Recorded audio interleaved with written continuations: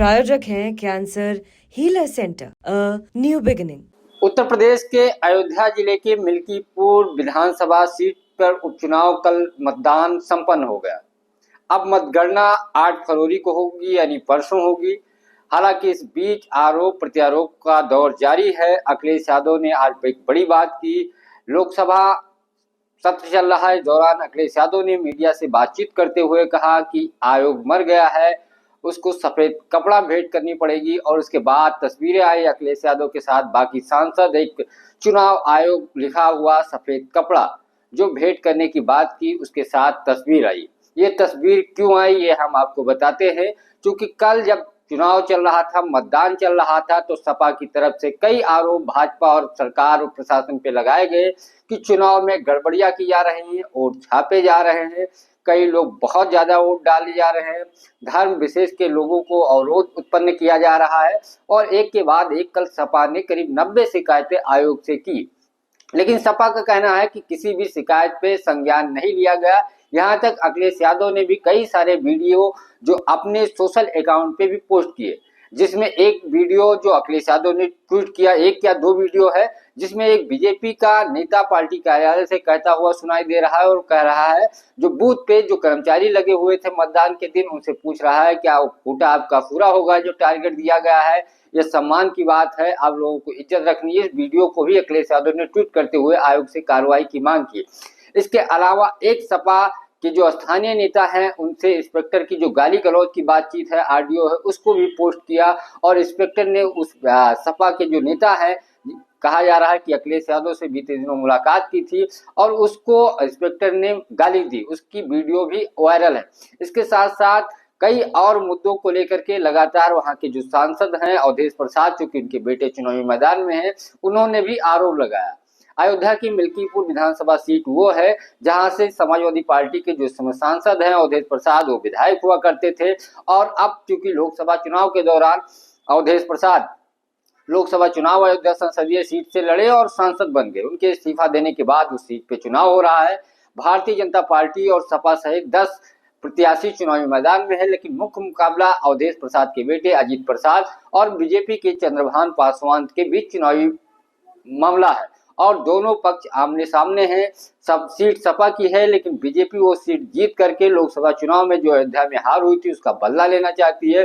BJP के करीब 40 नेता लगाए गए थे, मुख्यमंत्री सहित सारे डिप्टी सीएम या मंत्री जो है वहां लगातार कैंप कर रहे थे। मुख्यमंत्री की करीब 1 दर्जन जब से तैयारियां हो रही हैं, कार्यक्रम हुए और इस सीट को बीजेपी ने पूरी तरीके से प्रतिष्ठा बना लिया। तो सपा ने भी अखिलेश यादव, अगर परिवार की जो सीटें हैं कन्नौज, इटावा या आजमगढ़ को छोड़ दिया जाए, तो चुनाव में अखिलेश यादव मिल्कीपुर में इस बार विधानसभा चुनाव जो हो रहा है चुनाव उसमें प्रचार करने गए थे। डिम्पल यादव गए थे, शिवपाल सिंह यादव की उसकी जिम्मेदारी थी, वहां के प्रभारी बनाए गए थे। सपा के आसपास जिलों के नेता को लगाया गया था, क्योंकि सपा ये जीत करके मैसेज देना चाहती कि अयोध्या में समाजवादी पार्टी का जो दबदबा लोकसभा में था वो बरकरार है। हालांकि इस दौरान अखिलेश यादव लगातार जो पीडीए की बात कर रहे थे, कुंभ में हादसा के बाद वो सनातन धर्म और हिंदू की मौत पे जो दुर्घटना हुई थी, सवाल लगातार सरकार से उठा रहे थे कि कुंभ में हिंदुओं की मौत हुई है, सरकार को उस पर जवाब देना होगा, छिपाना चाहती है। लेकिन कुंभ इस बार तो घटना वहां हुई है, लेकिन उसके जरिए अखिलेश यादव मिल्कीपुर को साधने की कोशिश कर रहे थे। अब मिल्कीपुर चुनाव तो मतदान संपन्न हो गया, रिजल्ट आना बाकी है, लेकिन इस बार कई मायनों में मिल्कीपुर को लेकर के लगातार जो चर्चा थी और कई ऐसी चीजें घटी जो इतिहास बन गई। मिल्कीपुर में 1967 के बाद पहली बार सबसे ज्यादा मतदान हुआ। आम चुनाव की बात छोड़ो, उपचुनाव में जब मतदान कम होता है तब भी मिल्कीपुर आम चुनाव से भी आगे निकल गया। और पहली बार मिल्कीपुर में 2025 जो कल मतदान हुआ है, करीब 65.35% मतदान हुआ। ये आंकड़े निर्वाचन आयोग, जो उत्तर प्रदेश के निर्वाचन आयोग है, उनकी तरफ से जारी किया गया है। इसके साथ जब 1967 में जब विधानसभा का गठन हुआ था तब 48% के करीब मतदान हुआ था। 69 में 45.16% मतदान हुआ था। 74 में 46.87% मतदान हुआ था। 77 में 43% से ज्यादा मतदान हुआ था। 1980 में 45% से ज्यादा मतदान हुआ था। 1985 में 52% मतदान हुआ था। 1989 में 54.38% मतदान हुआ था। जबकि 91 में 46.36, 93 में 53.27, और इसके अलावा 96 में 55.27, 2002 में 54% से ज्यादा मतदान हुआ था, 2007 में 49, जबकि 2012 में 55% से ज्यादा मतदान हुआ था, 2017 में 58, जबकि 2022 में जब अवधेश प्रसाद वहां से विधायक चुने गए थे तब 60% से ज्यादा मतदान हुआ था, 60.58। अब जब उपचुनाव है तो 65.35% मतदान हुआ है, तो एक अपने आप में ऐतिहासिक है। दूसरा, आज अखिलेश यादव लोकसभा सत्र चल रहा है, बजट सत्र चल रहा है। अखिलेश यादव से जब सुबह मीडिया कर्मियों ने सवाल पूछा, जो कल आयोग पे सवाल उठाए थे, तो उन्होंने एक तरीके से जिस भाषा का प्रयोग किया, आयोग पे लगातार आरोप लग ही रहा था। अखिलेश यादव ने ये कहा कि आयोग मर गया है, उसको सफेद कपड़ा भेंट करने की जरूरत है, और भेंट करेंगे। और उसके थोड़ी देर के बाद तस्वीरें आई, जो उनके सांसद थे अखिलेश यादव के साथ एक तस्वीर आई जिसपे चुनाव आयोग लिखा हुआ सफेद कपड़ा नजर आया, सारे लोग उसको पकड़े हुए थे। तो ये भी एक बड़ी घटना है, आयोग के ऊपर बड़ा सवाल उठा है। दिल्ली चुनाव के साथ मिल्कीपुर विधानसभा का चुनाव हो रहा था, तो ये आयोग के ऊपर जो सवाल उठा है, देखना ये होगा आयोग जवाब देगा या नहीं देगा। हालांकि सपा का अभी भी दावा है कि मिल्कीपुर विधानसभा सीट जीतेंगे, लेकिन सवाल यही सबसे बड़ा है कि जो सामाजिक समीकरण और वोटों की परसेंटेज है जिससे बीजेपी खुश है और अपनी जीत सुनिश्चित मान रही, तो क्या सपा को लगता है जिस तरीके से आरोप लगाया जा रहा है सत्ता पे, बीजेपी पे, स्थानीय प्रशासन पे, सपा को ऐसा तो नहीं कि आभास हो गया है कि मिल्कीपुर सीट हाथ से निकल गई है, और इस हार को से बचने के लिए प्रशासन पे लगातार जो आरोप लगाए जा रहे हैं उसका हिस्सा तो नहीं है। लेकिन कल कई तस्वीरें आई, कई वीडियो आए जिसपे आरोप अखिलेश यादव की तरफ से लगाया गया कि वहां पे सपा जो है उम्मीदवार हैं उनके पक्ष में मतदान करने से रोका जा रहा है। बीजेपी कैंडिडेट के साथ प्रशासन के साथ साथ फर्जी वोटिंग के साथ साथ बूथ कैप्चरिंग का भी अधिकारियों पे आरोप लगाया गया। एक इंस्पेक्टर का सपा नेता के साथ जो वार्तालाप है गालियों से भरा हुआ, उसको ट्वीट करते हुए कार्रवाई की मांग की, लेकिन सपा का कहना है कि आयोग की तरफ से कोई भी कार्रवाई नहीं की गई। जबकि सपा का प्रतिनिधिमंडल कल मुलाकात करने के लिए भी लखनऊ जनपद स्थित मुख्यालय जो राज्य निर्वाचन आयोग की ऑफिस है वहां मुलाकात करने के लिए भी गए थे। पूरी शिकायतों का एक पूरा गट्ठा आयोग को पकड़ाया था।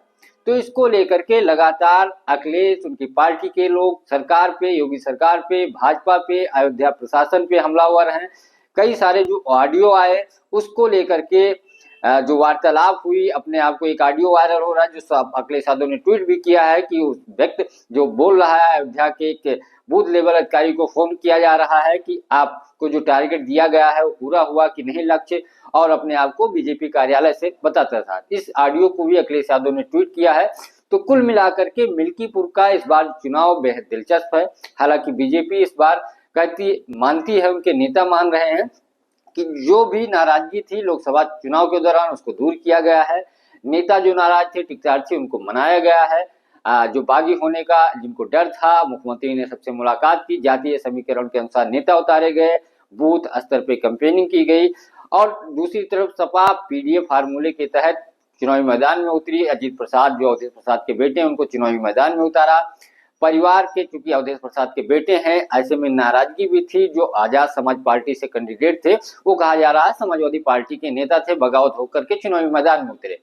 इसके अलावा जो और कई सारे दावेदार थे वो नाराज थे कि एक ही घर में सारी चीजें जो है जान चाहिए, इसको लेकर के सवाल उठे।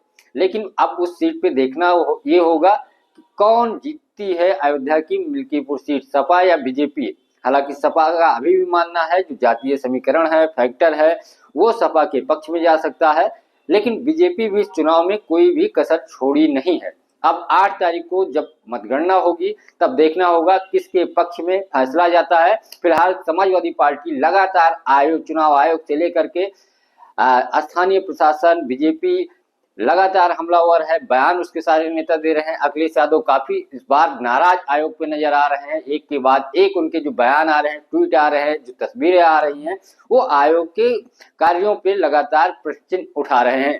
पंकज चतुर्वेदी, TV9, लखनऊ। प्रायोजक हैं cancer healer centre, a new beginning.